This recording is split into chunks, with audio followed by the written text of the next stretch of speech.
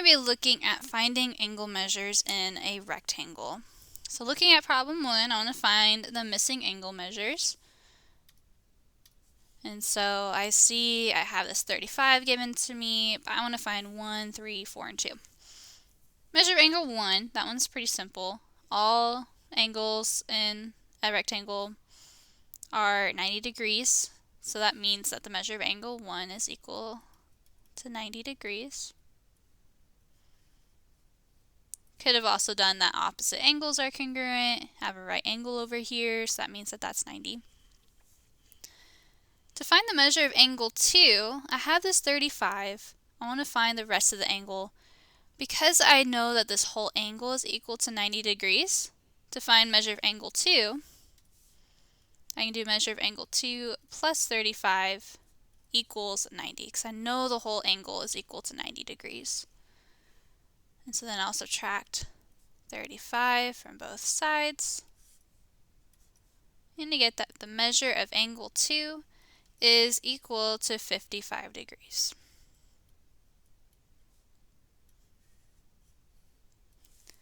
Now I just need to figure out 3 and 4. And so here, we're going to have to jump back all the way back to chapter 3 when we were talking about parallel lines cut by a transversal. Because with parallelograms and rectangles and all of these, I know the opposite sides are parallel. And I can think of this diagonal as being my transversal cutting through. So I'm going to go ahead and just extend out this diagonal, extend out this parallel line.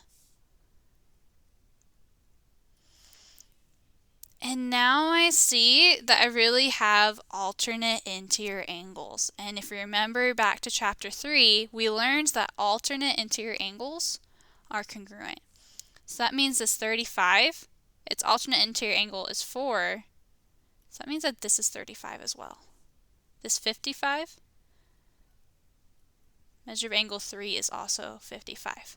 So that's a special thing with rectangles and parallelograms and all of these. If you're cutting a diagonal in there, those alternate interior angles are congruent. And so this angle is congruent to this angle. This one is congruent to this one. So that means that the measure of angle 3 is 55 degrees. And the measure of angle 4 is equal to 35 degrees.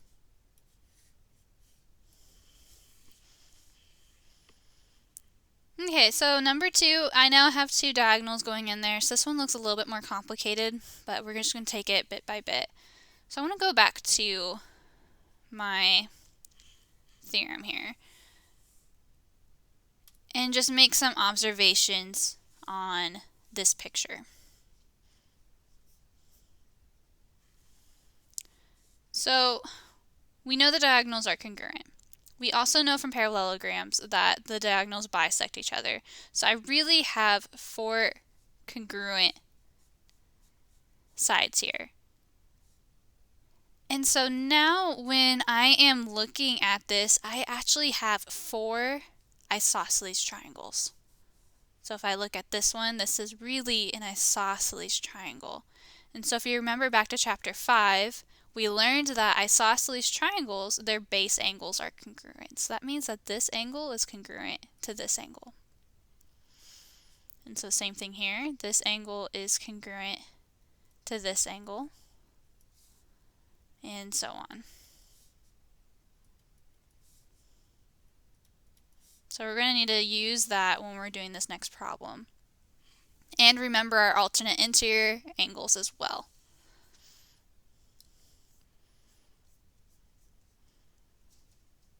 Okay, so looking at this problem, I'm going to go ahead and use my alternate interior angles first.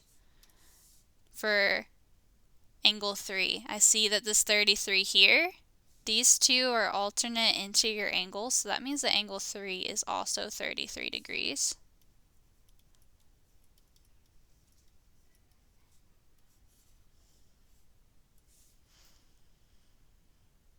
Okay, and then I know because this is a rectangle, all the diagonals are congruent. I know because it's a parallelogram, the diagonals bisect each other, so they cut each other in half. So I really have 4 congruent sides here. So now if I'm just looking at this triangle right here, I have the one base angle. That means this other base angle is also 33 degrees. Okay, I'll get rid of that. And now I see this 33 degrees is right next to this angle 5. I know for a rectangle, it has 4 right angles. So I know that angle 5 plus 33 degrees is equal to 90.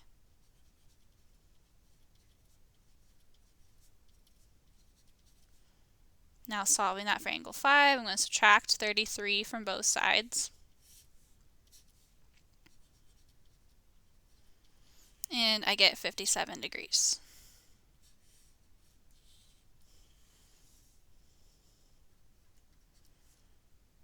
Okay, I see this angle 1 is over here. I want to use my alternate interior angles again. I see that angle 1, its alternate interior angle is with the 57, so that means that the measure of angle 1 is also 57 degrees.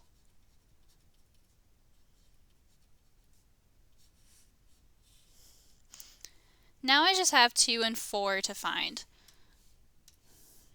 Well, I see with angle 4, I already have 2 other angles in this triangle. And so again, I know that all the angles in a triangle add up to equal 180. So to find the measure of angle 4, I can do measure of angle 4 plus 33 plus 33 equals 180.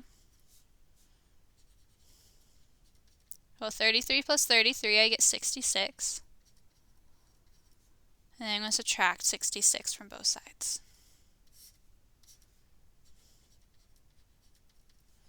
And so I get 114 degrees.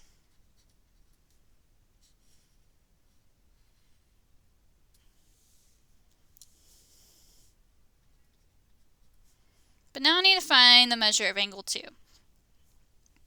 You could go about it a couple different ways. You could know that this one is 57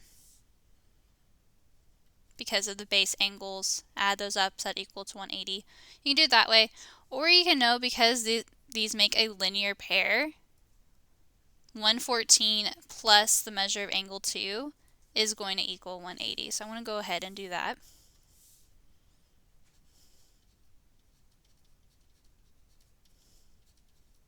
But again, you could have split this up as being 57 plus 57 plus measure of angle 2 equals 180. 57 plus 57 is going to get you 114.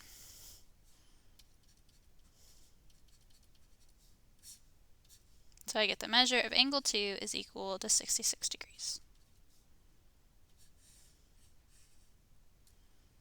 Okay, that's it for this video. You can go ahead and move on to that last one.